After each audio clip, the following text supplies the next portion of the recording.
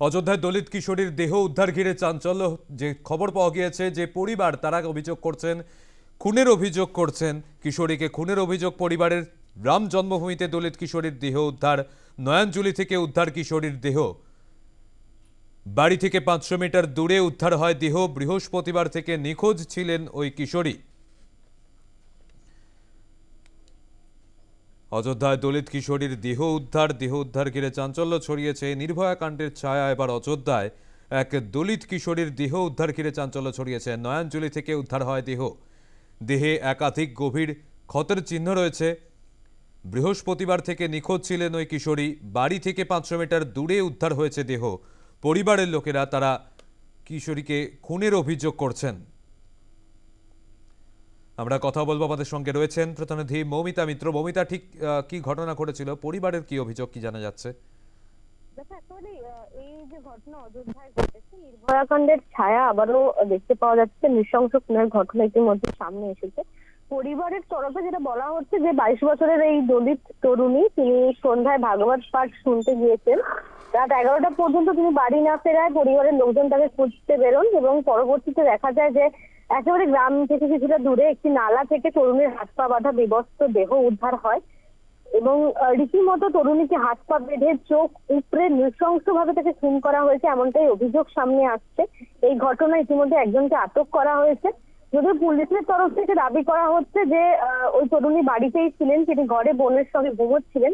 আচমকাই তিনি নিখোঁজ হয়ে যান এবং সেক্ষেত্রে পরিবার তারা কিন্তু একেবারে নৃশংস খুনের অভিযোগে দায়ের করেছেন এবং সেই ভিত্তিতেই ইতিমধ্যে তদন্ত চলছে। এবং যে অবস্থায় তরুণীর দেহ উদ্ধার হয়েছিল, একেবারে হাত পা বাঁধা অবস্থায় ক্ষতবিক্ষত দেহ উদ্ধার হয়, সেক্ষেত্রে কিন্তু রীতিমতো এই ঘটনা নিয়ে একাধিক চাঞ্চল্য তৈরি হয়েছে। এবং দলিত তরুণীকে এভাবে খুনের ঘটনায় অযোধ্যার এই ঘটনায় আবারও কিন্তু নির্ভয়া কাণ্ডের যে নৃশংসতার আবারও পুনরাবৃত্তি হলো বলে মনে করা হচ্ছে। সব মিলিয়ে ইতিমধ্যে পুলিশের তরফ থেকে তদন্ত করা হচ্ছে এবং কোন রাজনৈতিক দলের কোন কর্মীরা জড়িত থাকতে পারে, রাজনৈতিক মদত থাকতে পারে বলে বিভিন্ন সূত্র থেকে দাবি করা হচ্ছে। সব মিলিয়ে এই নৃশংস খুনের ঘটনা ঘটেছে অযোধ্যায় এবং সেক্ষেত্রে পরিবার তারা কিন্তু রীতিমতো ভীত সন্ত্রস্ত হয়ে রয়েছেন এবং যেভাবে তরুণীর দেহ উদ্ধার হয়, দীর্ঘক্ষণ খুঁজে পাওয়া যাচ্ছিল না তাকে, তারপরে তারা খুঁজতে বেরোন এবং একেবারে বাড়ির গ্রামের পাশেই নালা থেকে তরুণীর বিবস্ত্র দেহ উদ্ধার হয়। পরবর্তীতে পুলিশে অভিযোগ দায়ের করে তরুণীর পরিবার এবং ইতিমধ্যে একজনকে আটক করা হয়েছে। এবং সেক্ষেত্রে এই ধরনের খুনের ঘটনায় কিন্তু ইতিপূর্বে যে ধরনের নৃশংসতার ঘটনা আমরা দেখেছি বিভিন্ন রাজ্যে, সেই ঘটনার স্মৃতি আরো একবার উস্কে দিচ্ছে। একেবারে ধন্যবাদ মৌমিতা। এক দলিত কিশোরীর দেহ উদ্ধার হয়েছে, নৃশংসভাবে তাকে খুনের অভিযোগ। হাত পা বাঁধা অবস্থায় তার দেহ উদ্ধার হয় অযোধ্যায়। এই ঘটনায় কিন্তু আবারও চাঞ্চল্য ছড়িয়েছে এবং যে খবর সামনে আসছে, ইতিমধ্যেই পুলিশ তদন্ত শুরু করেছে। বাড়ি থেকে 500 মিটার দূরে ওই তরুণীর দেহ উদ্ধার হয়।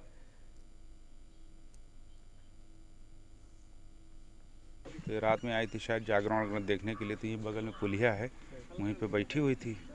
तो उसी दौरान कुछ लोगों ने शायद कुछ किया होगा, कैसे भी लेके गए। तो परसों रात में तो ज़्यादा गौर नहीं किया, लेकिन सुबह से जब ढूंढना शुरू किया तो कहीं मिली नहीं। तो पुलिस को इन्फॉर्म किया गया, पुलिस आई, उन लोगों ने भी काफ़ी ढूंढा गांव वालों के साथ, निवासियों के साथ, लेकिन कहीं से कोई सूचना नहीं मिली। बस ये कपड़े वगैरह थोड़े से बरामद हुए थे, लेकिन बॉडी नहीं रिकवर हुई थी। आज क्या हुआ? आज फिर सुबह हम लोग गए इनके घर पे पता करने के लिए क्या हुआ कैसे, तो उन लोगों ने बताया भैया मिली नहीं है। तो फिर गांव वाले निकले कि एक बार और ढूंढा जाए। तो जहाँ पे कल ढूंढा गया था कुछ नहीं मिला था, आज वहाँ नाले में बॉडी मिली है, सूखी जगह पे। आप लोग को क्या लगता है? सर ये मर्डर है। एक युवती जो कि परसों से लापता थी, इसकी डेड बॉडी प्राप्त हुई है। मौके पर सभी पुलिस फोर्स मौजूद है और आगे आवश्यक विधि कार्रवाई की जा रही है। प्रथम दृष्टया ये जो है बॉडी देख लग रहा है कि हत्या की संभावना हमें लग रही है।